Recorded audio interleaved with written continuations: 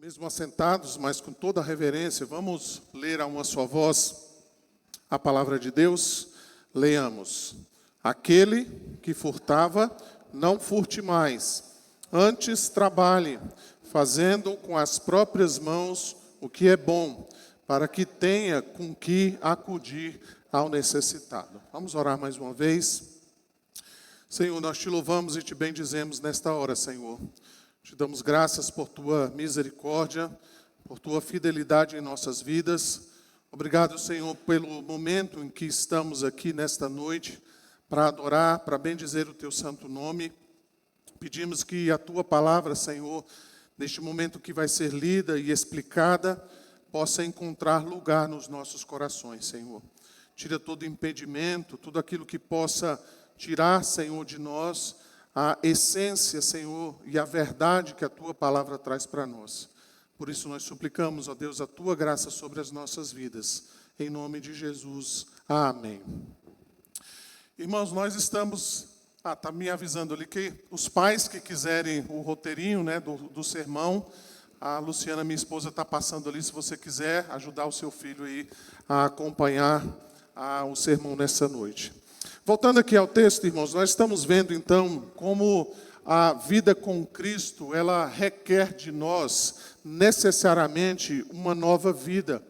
Isso significa que nós, uma vez que estamos em Cristo, nós precisamos, então, deixar o pecado, aquilo que o apóstolo Paulo, então, fala a respeito do velho homem, as velhas práticas, os velhos hábitos. E nós precisamos, então, nos vestir ou nos revestir desses novos hábitos, aquilo que Paulo, então, chama de um novo homem. É bom a gente mencionar isso daqui para que a gente não seja enganado, né? Pensando que, de repente, aquilo que nós praticamos vai nos conduzir à salvação, como se fosse alguma espécie de mérito que nós adquirimos diante de Deus, para que Deus, então, possa nos conceder a salvação em Cristo Jesus. Nada disso. Os frutos que nós produzimos são produzidos exatamente porque a graça de Deus nos alcançou. Nós não podemos comprar a nossa salvação, mas nós precisamos demonstrar através dos frutos que verdadeiramente nós fomos salvos.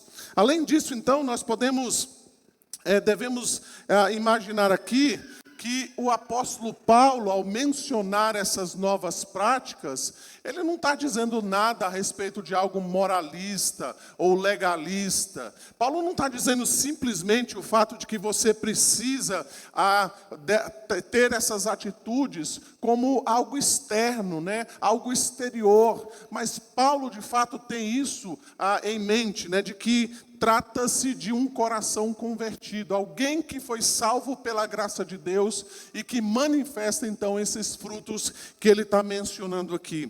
Se você voltar um pouquinho aí no texto, né, no capítulo 2 mesmo, você vai ver, então, no verso 10, que o apóstolo Paulo, então, vai mencionar que nós somos feitura dele, criado em Cristo Jesus para boas obras, as quais Deus de antemão preparou para que andássemos nelas. Veja, então, que dentre os pecados que o apóstolo Paulo já mencionou, ele já falou sobre a mentira. No verso de número 25, ele falou também sobre a ira, no verso 26, e agora então, nos versos 26 e 27, agora então ele menciona o furto.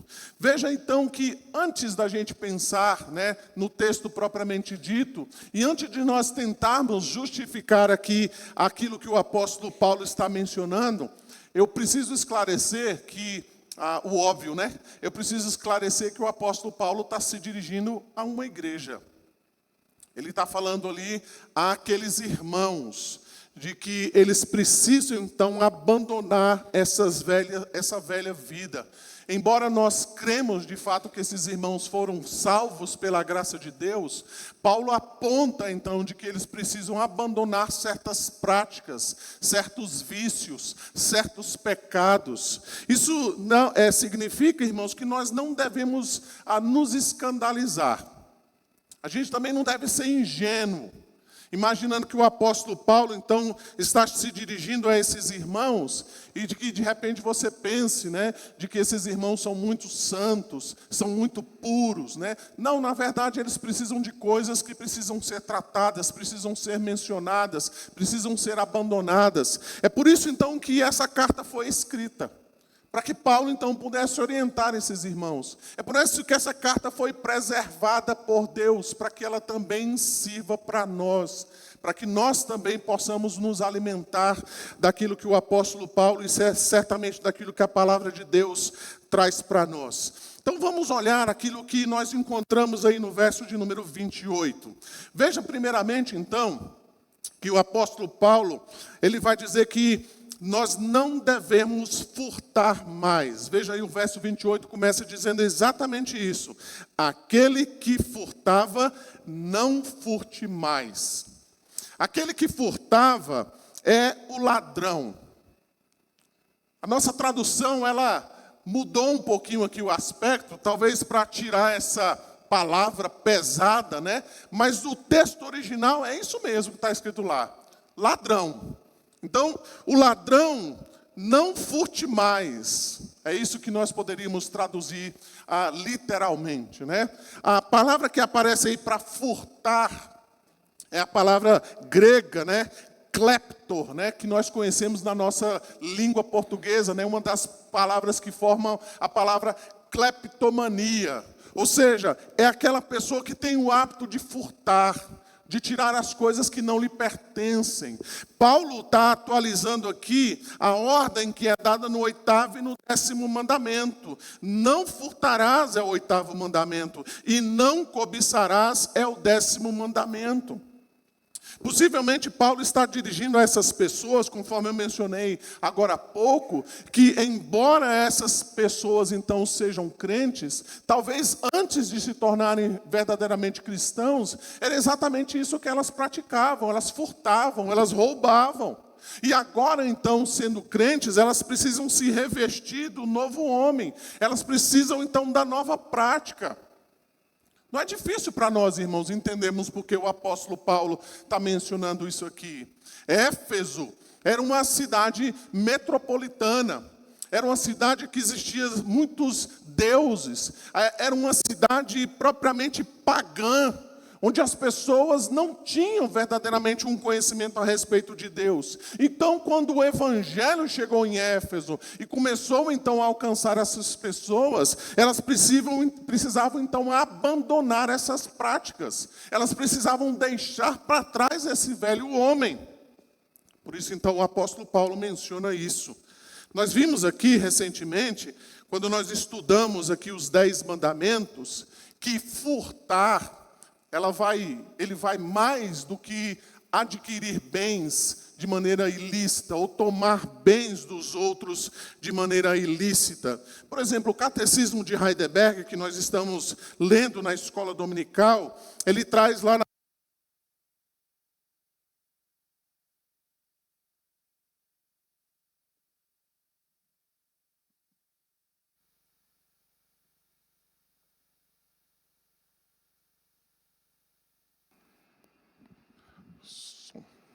Ok, acontece, tá? Então vamos lá, pergunta 110 do Catecismo de Heidelberg. Você vai encontrar lá então falando sobre os 10 mandamentos. Lá diz assim: o que proíbe Deus no 8º mandamento? O 8º mandamento é não furtarás. Deus não apenas proíbe o roubo e o furto que as autoridades punem, mas também os esquemas e as ciladas malignos como falsos pesos e falsas medidas, negócio enganoso, dinheiro falsificado e usura. Não devemos defraudar o nosso próximo de maneira nenhuma, nem pela força, nem pela aparência de direito.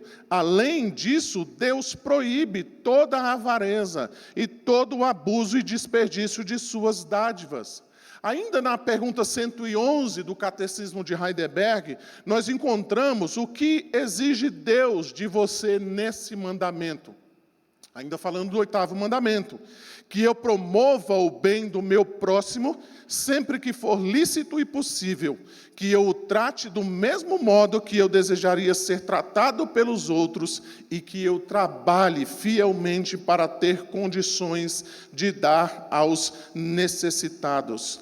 As palavras de João Calvino, a comentar esse texto aqui de Efésios 5:28, ele vai dizer assim: isso tem a ver não só com os furtos mais graves, os quais são punidos pela lei, mas também com aqueles que são de natureza mais secreta, os quais não se expõem ao juízo humano. Sim, todo gênero de depravação por meio da qual nos apoderamos de alguma coisa própria, de alguma propriedade alheia.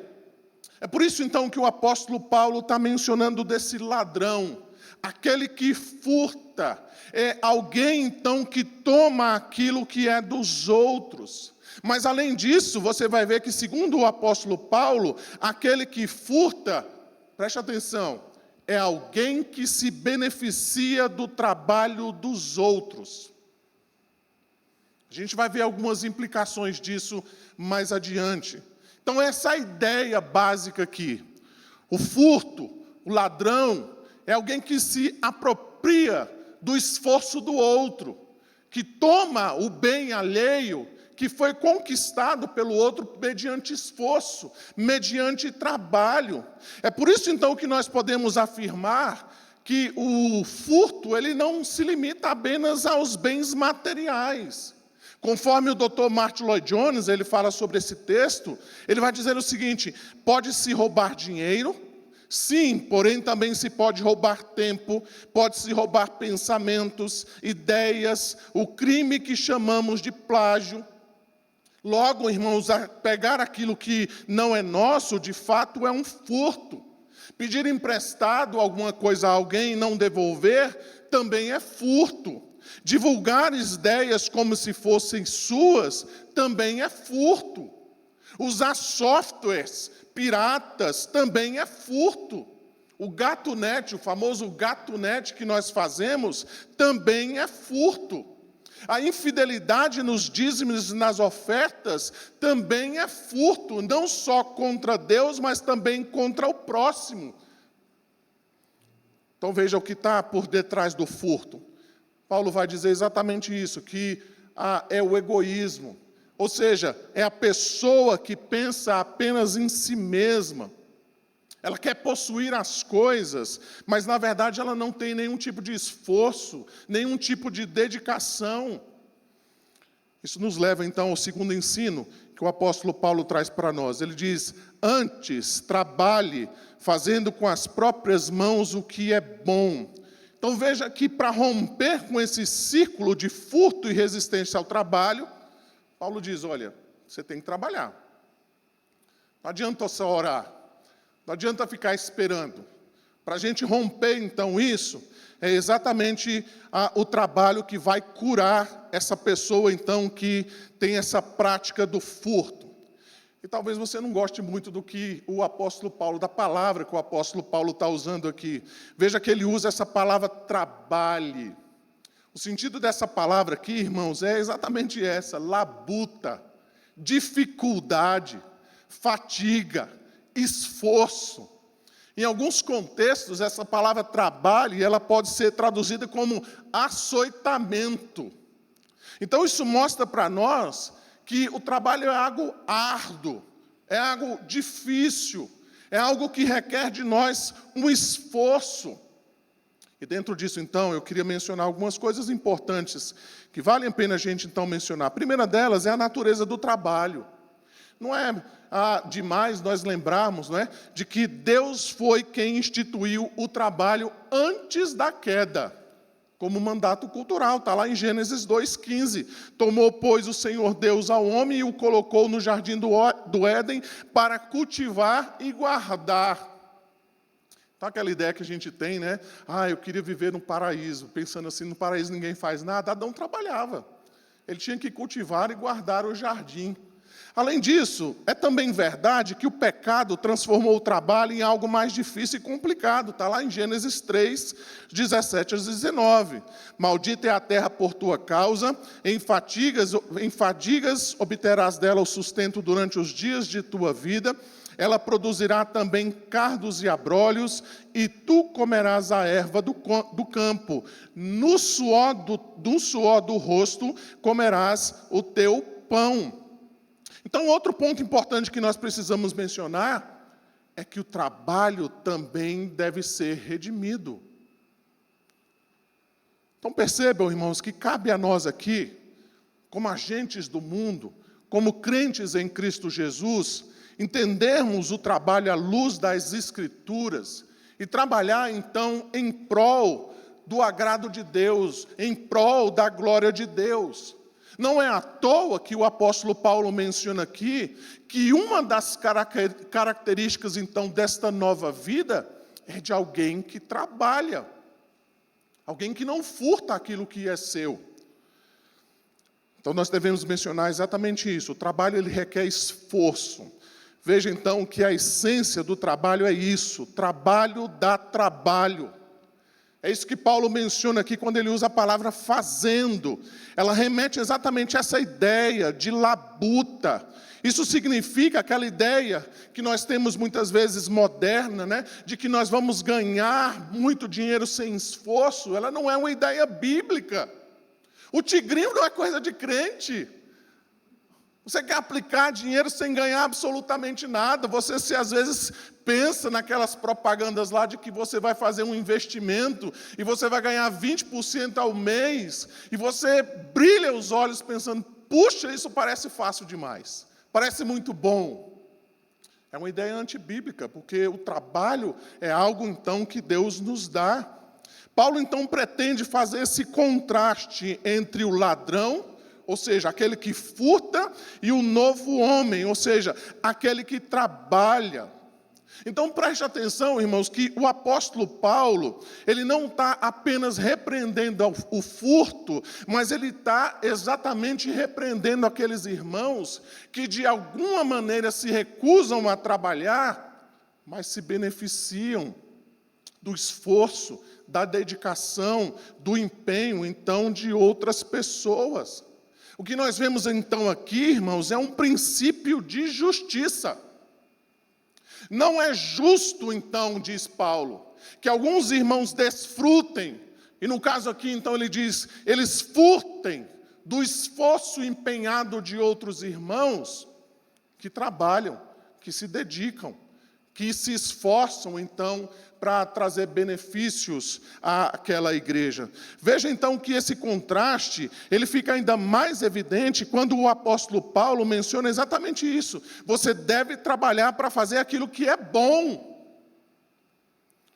Veja que o apóstolo Paulo, ele enfrentou algo semelhante lá na igreja em Tessalônica, e eu convido você a abrir lá 2 Tessalonicenses, capítulo 3, os versos 7 a 13. Eu queria que você acompanhasse a leitura da palavra de Deus.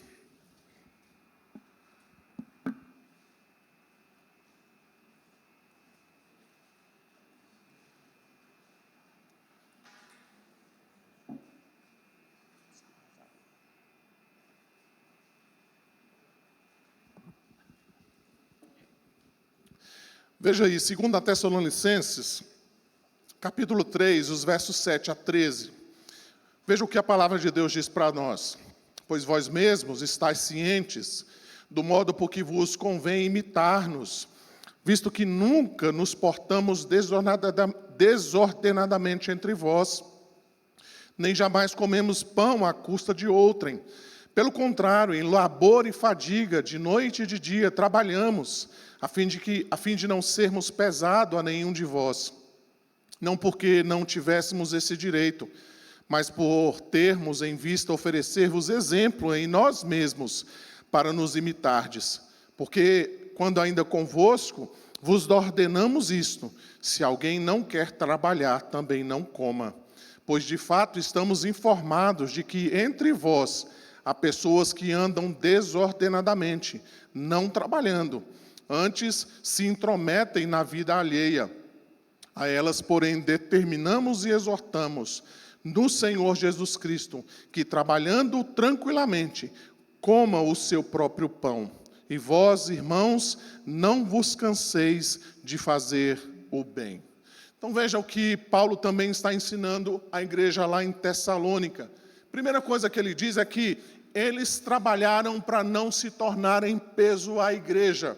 Veja aí, ele vai dizer, nem jamais comemos pão à custa de outrem. Pelo contrário, em labor e fadiga, de noite e de dia, trabalhamos a fim de não sermos pesados a nenhum de vós. Ele vai dizer que, inclusive, ele tinha direito a isso, mas para servir como exemplo àquela igreja, ele resolveu então trabalhar. Ele também vai trazer um princípio, ele vai dizer, quem não quer trabalhar também não coma. Ele vai dizer ainda, olha, você deve então comer do pão, que é fruto do seu próprio trabalho. Trabalhando, ele diz tranquilamente, coma o seu próprio pão.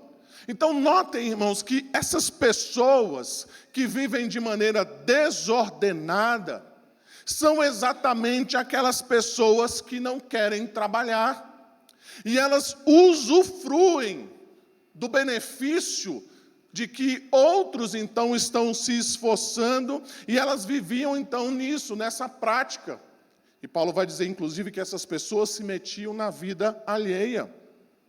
Tanto aqui em Tessalonicenses, como aqui em Efésios, o que o apóstolo Paulo, então, está mencionando é que nós devemos, então, trabalhar e termos uma vida sustentada pela nossa própria labuta, ou pela labuta das nossas próprias mãos. E não só isso, vai dizer o apóstolo Paulo. Nós devemos trabalhar não só para o nosso próprio sustento, mas também para ajudar os necessitados. Isso, então, nos leva ao último ensino. Ele diz exatamente isso, nós devemos trabalhar para ajudar os outros. Ele vai dizer, para que tenha com que acudir ao necessitado. O trabalho não é apenas o modo digno de nós adquirirmos o nosso pão, mas é o meio pelo qual, então, nós devemos ajudar outras pessoas. Novamente aqui, irmãos, nós vemos o contraste que o apóstolo Paulo faz. Enquanto o ladrão, ou seja, aquele que furta, ele está pensando apenas em si mesmo, ele está usufruindo do esforço dos outros. O crente, o novo homem, ele trabalha não apenas pensando em si mesmo, mas ele também trabalha na tentativa de ajudar aqueles que porventura necessitam. Notem aqui, irmãos, como aparece algo semelhante aqui para nós, há uma coisa tão corriqueira como o trabalho. Talvez você nunca tinha parado para pensar nisso. Nós entramos simplesmente no automático. E talvez perdemos a perspectiva cristã a respeito, então, do trabalho. Então, notem, enquanto pessoas que não conhecem a Deus, elas desprezam o trabalho, elas revelam o egoísmo ao trabalhar em prol de si mesmas. Mas a Bíblia nos ensina a excelência do trabalho e como ele pode contribuir na ajuda dos mais necessitados. Paulo vai dizer, então, que nós devemos trabalhar para acudir. A ideia aqui é de dar, compartilhar o que nós ganhamos com o nosso trabalho. É bem interessante quando você olha no original, o verbo ele dá a ideia de você separar uma porção do seu trabalho com esse intuito. Não é simplesmente você trabalhar num sentido de que eu vou dar quando quero. É no sentido de você realmente separar algo específico com aquela finalidade. Em outras palavras, se nós pudéssemos atualizar as palavras do apóstolo Paulo, era como se Paulo dissesse o seguinte: separe uma porção do seu trabalho para socorrer os necessitados. É isso que ele está dizendo aqui. Quem é esse necessitado mencionado por Paulo? É a pessoa carente, mas também pode ser alguém que está sob a nossa responsabilidade. Esse necessitado, ele pode ser visto de diversas maneiras, ou em diversas situações. Pode ser, por exemplo, os pobres, que o próprio apóstolo Paulo menciona lá em Gálatas 2:10. Esses pobres ou esses necessitados.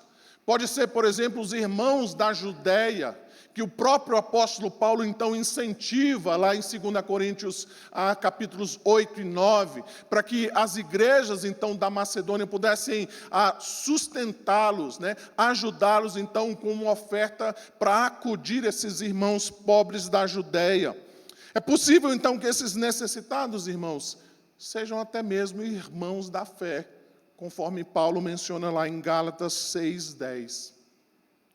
Seja quem for, ou seja, em que situação for, o ponto aqui do apóstolo Paulo é que nós devemos trabalhar com o intuito de compartilharmos os nossos ganhos com os mais necessitados. Esse é o ponto, então, que o apóstolo coloca aqui. E quando nós pensamos nisso, certamente deve vir à sua cabeça exatamente aquilo que a igreja primitiva fazia. Nós gostamos muito, né, de falar sobre a igreja primitiva. Falamos da comunhão, do partir do pão, mas nós precisamos conhecer todos os aspectos da igreja primitiva. E um dos aspectos da igreja primitiva era exatamente do fato de que ela não esquecia dos mais necessitados. Veja, por exemplo, Atos 2, os versos 44 a 45, ali nós encontramos assim, todos os que creram estavam juntos e tinham tudo em comum, vendiam as suas propriedades e bens, distribuindo o produto entre todos, à medida que alguém tinha necessidade. Um pouquinho mais adiante, você vai ver no capítulo 4, verso 32, da multidão dos que creram, era um o coração e a alma. Ninguém considerava exclusivamente sua nenhuma das coisas que possuía. Tudo, porém, lhes era comum. Ainda os versículos 34 e 35 do capítulo 4 diz assim: pois nenhum necessitado havia entre eles, porquanto os que possuíam terras ou casas, vendendo-as, traziam os valores correspondentes e depositavam aos pés dos apóstolos. Então se distribuía a qualquer um à medida que alguém tinha necessidade. Um comentarista chamado Grant Osborne, ele diz o seguinte no seu comentário a esta carta: quando esse nível de partilha ocorre, dizemos ao mundo, com base em nossas ações, que os cristãos são realmente uma espécie diferente. Uma espécie diferente. Quando nós nos atentamos, então, aos necessitados, quando nós nos preocupamos, de fato, com aqueles que têm menos recursos. Dito isso, então, irmãos, nós podemos concluir. Podemos concluir, então, afirmando exatamente isso que Paulo diz: não furte mais, trabalhe com as próprias mãos e ajude os necessitados. Irmãos, Paulo está dizendo aqui, não basta simplesmente a gente deixar de furtar.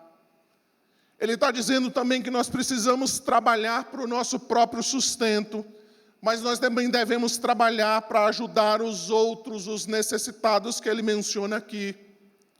Um outro comentarista vai dizer: a motivação cristã para ganhar não é ter o suficiente somente para si e para os seus, e além disso ter algum conforto ou um luxo, mas ter para dar aos necessitados. Então percebam que a ética cristã a respeito do trabalho não é apenas a respeito do trabalho naquilo que é certo ou correto no campo econômico. Na ética cristã, o trabalho, então, é levado a uma posição em que nós não trabalhamos apenas para os nossos próprios interesses e para os nossos próprios gostos, mas nós trabalhamos, então, para ajudar os necessitados, conforme Deus coloca essas pessoas nas nossas vidas. É para isso, então, que o trabalho existe. Ele não é só digno porque dele nós temos o nosso sustento, mas é por causa dele, então, que nós devemos ajudar os necessitados, os mais carentes, aqueles que mais necessitam. Diante disso, então, meus irmãos, como essas verdades podem trazer ao nosso coração hoje? Primeiramente, então, eu queria pensar com você sobre isso, sobre o furto. Conforme eu mencionei, o furto é algo mais amplo, é algo mais abrangente. Talvez você pense assim, pastor, eu não estou cometendo nenhum crime, eu não estou furtando ninguém, não estou roubando nada. Tudo que eu tenho é meu, tudo aquilo que eu tenho foi conquistado com o suor do meu trabalho. Então eu não me enquadro aí nesse crime, né, de furto. Mas talvez você tenha na sua casa um software pirata. Talvez você pratica baixar filmes pela internet, né? Você vai lá, o filme está caro, não é? A pipoca, então, nem precisa dizer, né? Então, eu vou baixar esse filme aqui na internet. Talvez você está usufruindo de algum benefício lá do seu vizinho, a senha do Wi-Fi, e por aí vai. Talvez você está roubando o tempo do seu trabalho. Você chega mais tarde, quer sair mais cedo, entre uma conversa e outra, então você enrola, você se distrai, você chega inclusive a orar para que o tempo passe o mais rápido possível. Você está doido para voltar para casa. Talvez você está roubando ou furtando Deus, especialmente nos dízimos e nas ofertas. Irmãos, se nós levássemos em conta apenas o aspecto humano, nós chegaríamos à conclusão de que não é justo que alguém que não contribui com a obra de Deus desfrute dos mesmos benefícios de alguém que contribui. Usufruir de algo que nós não contribuímos para tê-lo é uma verdade por detrás do furto, é o que diz aqui o apóstolo Paulo. Se nós aplicarmos esses princípios do ponto de vista meramente humano, nós chegaríamos à conclusão, irmãos, de que não é justo.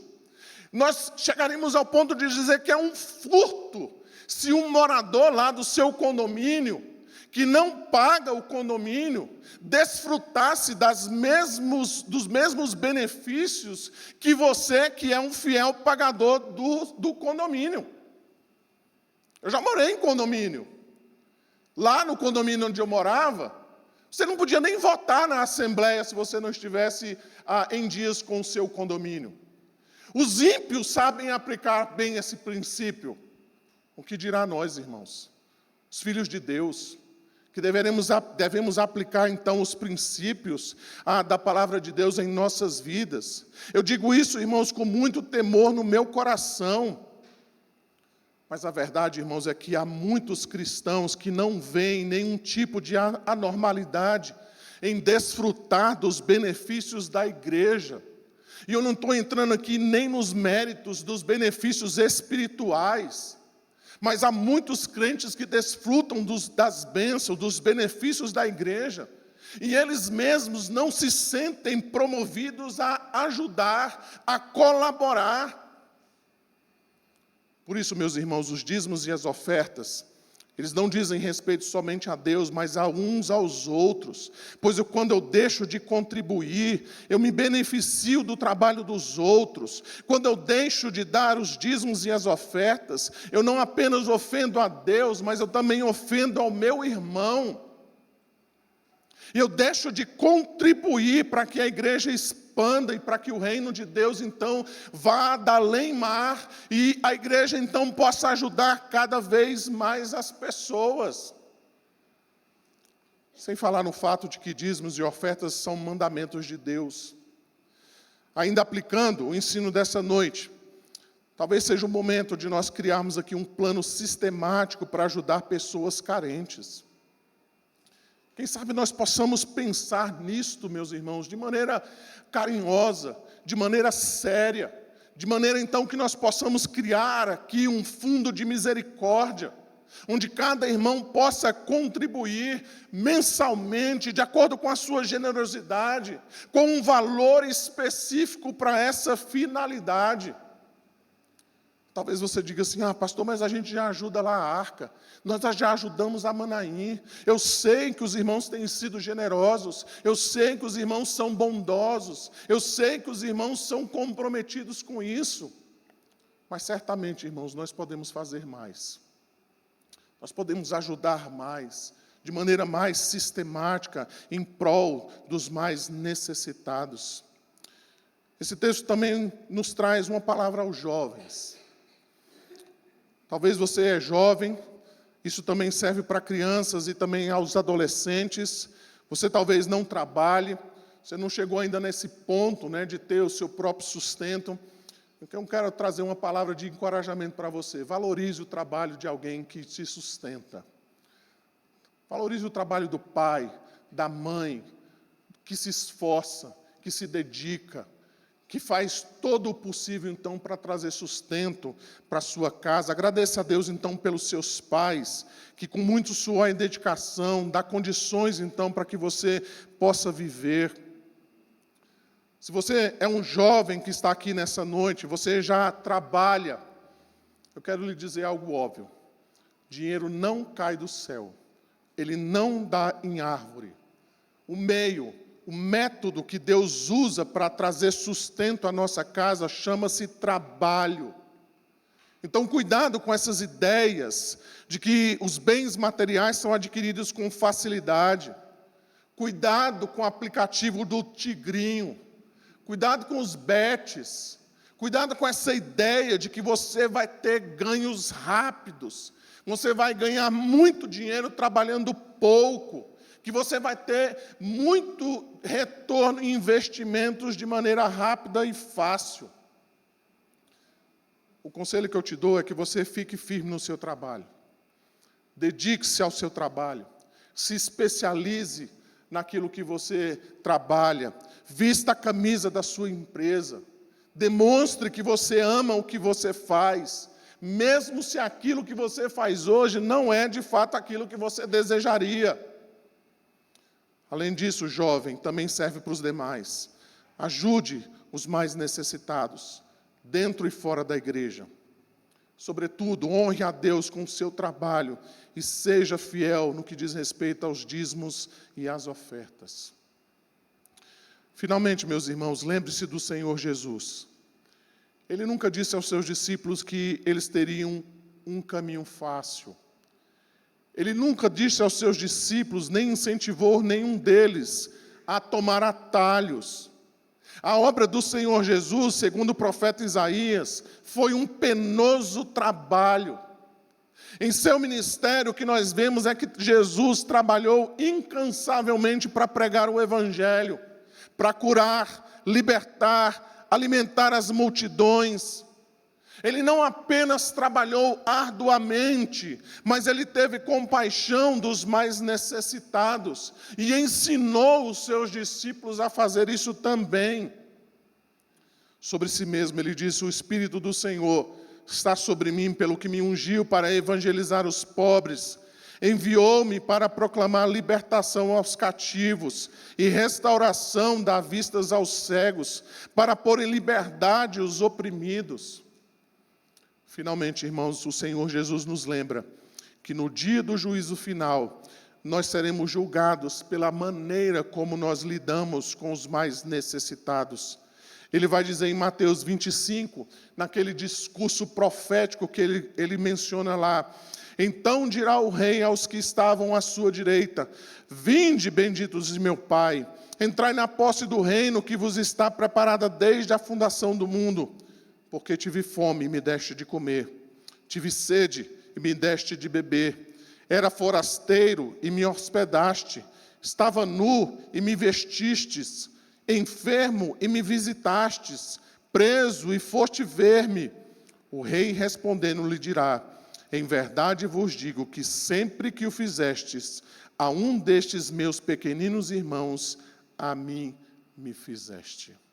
Que Deus possa falar ao nosso coração nessa noite. Vamos orar mais uma vez. Senhor Deus, nós te louvamos e te bendizemos nesta hora, Senhor.